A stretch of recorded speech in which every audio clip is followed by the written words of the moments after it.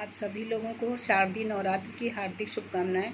माता रानी का आशीर्वाद ऐसे ही आप सबके ऊपर बना रहे। जय माता दी। तो इस नवरात्र के इस शुभ अवसर पर मुझे आप लोगों से कुछ कहना है और आप लोगों ने बिल्कुल सही सुना। आज का मेरा टॉपिक है कि बेटी अगर कुछ मांगे तो कभी मना मत करना। ये जो बेटियां होती है ना, बहुत सॉफ्ट कॉर्नर होता है इनका हार्ट, बहुत सॉफ्ट कॉर्नर। और बेटियां देखिए, बेटे तो भाग्य से होते हैं। आपके भाग्य में है तो बेटा होगा, लेकिन बेटियां सौभाग्य से होती हैं। वो दो घर को रोशन करती हैं। बेटियां दो कुल की रौनक होती हैं। मायके में जब तक रहती हैं अपने पापा की परी होती हैं और पापा के लिए बहुत लकी होती हैं। आई होप कि सारी बेटियां शादी के बाद अपने हस्बैंड की भी क्यून होती हैं और उनके लिए भी लकी होती होंगी। तो मेरा बस सबसे यही कहना है कि जब तक माँ बाप हैं, जब तक मम्मी पापा हैं, तो बेटियों को अगर वो अपने हाथ से कुछ उठा के देंगे ना, तब भी बेटियां मना ही करेंगी। लेकिन बेटियां कभी कुछ मांगती नहीं हैं। अगर बेटी कभी कुछ मांगे तो मना मत करना। मेरा सभी माँ पापा से कहना है कि कभी बेटियों को मना न करें। बेटियों की आदत बचपन से होती है कि वो कुछ मांगती नहीं है। आपने बेटों को जिद करते सुना होगा, बेटियों को नहीं। कभी बेटी जिद करती नहीं है मम्मी पापा से, पता नहीं क्यों। वो हर चीज़ में खुश रहती है। उसको कुछ भी हमने नहीं देखा, हमने अपनी बेटी को ही नहीं देखा कि कभी उसने किसी चीज़ के लिए जिद करी हो। वो अलग बात है कि हम उसके लिए कोई ड्रेस ला रहे हैं, कुछ कपड़े ला रहे हैं, तो वो अपनी पसंद की लेगी, लेकिन जिद कभी नहीं करी। वो तो भाई एक बात सही है ना कि वो अपनी पसंद के पहनेगी। हम पैसा भी खर्च कर रहे हैं, उसको ना पसंद आए क्या फ़ायदा, वो एक अलग मैटर है। लेकिन बेटियां कुछ मांगती नहीं है। मेरा इसीलिए पता नहीं क्यों दिल में एक बात आती है कि बेटियां माता रानी का रूप हो या लक्ष्मी का रूप हो या देवी का रूप है, सभी देवी एक है। लेकिन बेटियां कुछ मांगे तो मना मत करना कभी भी। कुछ भी मम्मी पापा का ही वो है कि देने का उनको। बाद में देखिए जब माँ पापा नहीं रहते हैं, मम्मी पापा, तो बेटियां वैसे भी कुछ नहीं मांगती हैं और फिर कौन ही देता है। कोई चाहे कोई, रिश्ते सबके अच्छे हो, मेरे भी भाई भाभी हैं, सबके रिश्ते अच्छे हैं, लेकिन माँ पापा की बात देखिए अलग होती है कि बेटी मेरे लिए, भाई भाभी के लिए वो बेटी थोड़ी ना, फिर तो उनका एक अलग रिश्ता हो गया।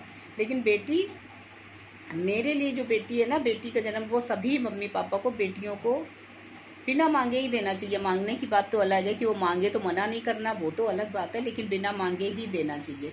देखिए बेटियों को देने से कभी कुछ घटता नहीं है, इसी बहाने हमारा दान होता है। क्योंकि 100 ब्राह्मण एक तरफ और एक मान्य एक तरफ, बेटी बहुत एक मान्य ही है। ये तो एक अलग मैटर हुआ दान का और उसका। लेकिन बस पता नहीं क्यों दिल में ये बात आती है कि बेटी कुछ मांगे तो मना मत करना। उसको कभी भी किसी चीज़ के लिए मना नहीं करना चाहिए माँ बाप को। और पहली बात तो बेटी मांगती नहीं है।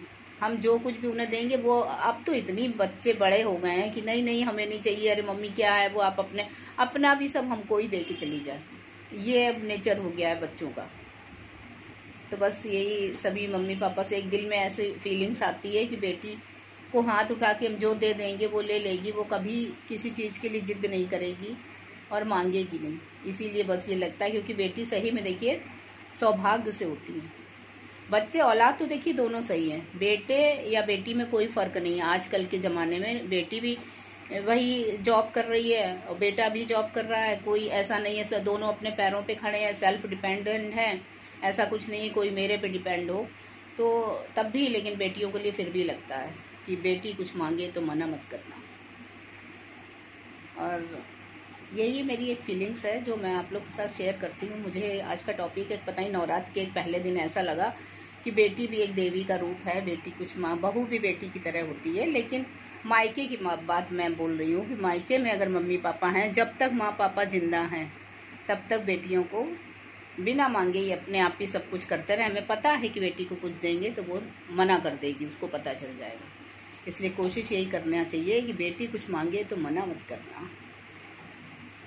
और आप सब लोगों को एक बार फिर नवरात्र की, शारदीय नवरात्र की हार्दिक शुभकामनाएं। सभी पर माता रानी का आशीर्वाद बना रहे। और मेरे चैनल को सब्सक्राइब जरूर कर लिया करिए, अगर याद रहे तो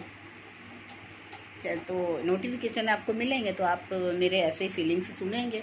और जहाँ मेरी गलतियाँ होंगी बताएंगे कि आप इस जगह गलत बोल रही हैं, तो मुझे भी तो एक सुधरने का मौका मिले। सुधरने की कोई उम्र नहीं होती ना, सीखने की कोई उम्र होती है। तो मुझे मेरी गलतियाँ हो तो बताइएगा, ज़रूर बताइएगा कि हाँ आप इस जगह गलत बोल रही हैं।